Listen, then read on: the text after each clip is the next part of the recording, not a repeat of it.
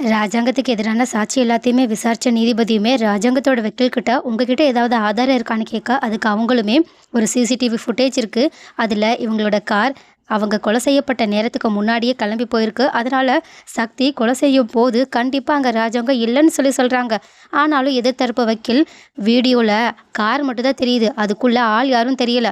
அதனால அதுக்குள்ள போனது ராஜாங்கம்னு கண்டிப்பா உறுதியா சொல்ல முடியாது. ஏன் அந்த காரை வேற யாராவது கூட ஓட்டிட்டு போயிருக்கலாம்லன்னு சொல்லிட்டு அந்த சாட்சியையுமே உடைச்சிடுறாங்க.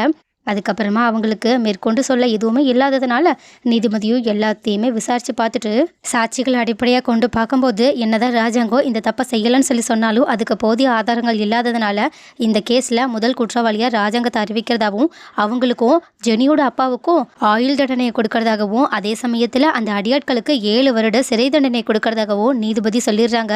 இந்த தீர்ப்பை கேட்டுட்டு எல்லாருமே அதிர்ச்சியில உறைஞ்சு போய் இருக்க கரெக்டா அந்த தீர்ப்பு பத்திரத்துல சைன் போட போகும்போது அங்க சேது வந்து, ஐயா ஒரு நிமிஷம், என்கிட்ட ஒரு சாட்சி இருக்கு, என் அப்பா நிரபராதின்னு அது கண்டிப்பா நிரூபிக்கும்னு சொல்ல, இதை கேட்டுட்டு எதிர்த்தரப்பு வக்கீலோ இதை அனுமதிக்க கூடாதுன்னு சொல்றாங்க. ஆனா அவங்களோட வக்கீலோ கண்டிப்பா ஒரு தடவை கேட்கலாம்லன்னு அவங்களுக்கு பறிஞ்சு பேச, சேதுவுமே தயவு செஞ்சு கேளுங்க, 1000 குற்றவாளி தப்பிக்கப்பட்டாலும் ஒரு நிரபராதி கூட தண்டனையை அனுபவிக்க கூடாது, அதனால தயவு செஞ்சு இதை பத்தி யோசிங்கன்னு சொல்ல, இதை கேட்டுட்டு நீதிபதியுமே சரி அந்த சாட்சியை கூட்டிடுவாங்க. அப்படி என்ன சாட்சியை தான் நீங்க கூட்டிட்டு வரேன்னு பாக்குறேன்னு சொல்லிட்டு ஜட்ஜுமே கொஞ்சம் கோவத்துல தான் பேசுறாங்க. ஆனா சேதுவோ ஒரு ஆளை கூட்டிட்டு வந்து முகத்தை மறைச்சு வச்சு கூட்டிட்டு வராங்க.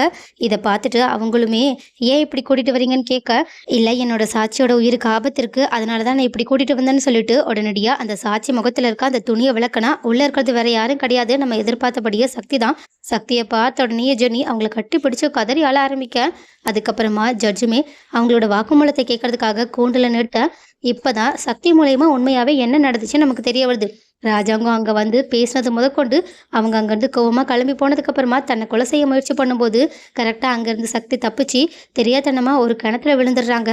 அப்போ அந்த அடியாட்களுக்கு அது தெரியாததுனால அவங்க அங்கிருந்து போயிட்டதாகவும் 2 நாள் சாப்பாடு தண்ணி கூட இல்லாம அங்க கஷ்டப்பட்டுக்கிட்டு இருக்கும்போது சேதுவோட குரல் கேட்டுச்சு. சேது தான் என்னை காப்பாத்துனாங்கன்னு சொல்லிட்டு அவங்களே அழ ஆரம்பிச்சிடுறாங்க. இதை பார்த்துட்டு மொத்த கோர்ட்டுமே அதிர்ச்சியில உறைஞ்சு போய் இருக்க. ஆனா அப்ப கூட ஜெனியோட அப்பா கோவத்துல சக்தியை கொல்றதுக்காக போறாங்க. உடனே அவங்கள எல்லா காவலர்களும் பிடிச்சு நிறுத்த அங்க இருந்த ஜட்ஜுமே இப்போ ராஜாங்கத்துக்கு மேல எந்த தப்பும் இல்லைன்றதை புரிஞ்சுக்கிட்டு அவங்களோட தீர்ப்பை மாத்தி எழுத ஆரம்பிக்கிறாங்க. அது மாத்தி எழுதுனதுக்கு அப்புறமா ராஜாங்கம் எந்த தப்பும் பண்ணலன்னு இந்த கோர்ட் புரிஞ்சுக்கிட்டு, அதனால இந்த கோர்ட் மூலயமா அவங்களுக்கு ஏற்பட்டதுக்காக நாங்க மன்னிப்பு கேட்டுக்கிறோம்னு சொன்னது மட்டும் இல்லாம ராஜாங்கத்து மேல அரசியல் காரணங்களுக்காக பழி போட்டவங்களுக்கு சரியான தண்டனை இந்த கோர்ட் கொடுக்கும்னு சொல்லிட்டு ஜெனியோட அப்பா அந்த அரசியல்வாதி அதுக்கு பின்னாடி இருந்தவங்க அத்தனை பேருக்குமே கோர்ட் தரமான தண்டனையை கொடுத்துருது.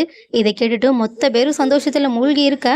ஆனா ஈஸ்வரிக்கும் அவங்களோட பொண்ணுக்கும் ஆடல. அவங்க செம்ம கோபத்தோடையும் அதை விட அதிகமான அதிர்ச்சியிலையும் இருக்காங்க. இதை பார்த்துட்டு சாவித்திரி நக்களோட ஈஸ்வரியை பார்த்து சிரிக்கிறாங்க. ஈஸ்வரியோ கடுப்பின் உச்சத்துக்கே போயிட்டாங்க. ஆனா அப்பத்தாவும் ராஜாங்கத்தோட ஒய்ஃபும் ரொம்பவே சந்தோஷப்பட்டுக்கிட்டு இருக்காங்க. கடைசியில சேது எப்படியோ அவங்க அப்பா நிரபராதின்னு நிரூபிச்சிட்டான்னு சொல்லிட்டு சேதுவை பெருமையா பேசிக்கிட்டு இருக்காங்க.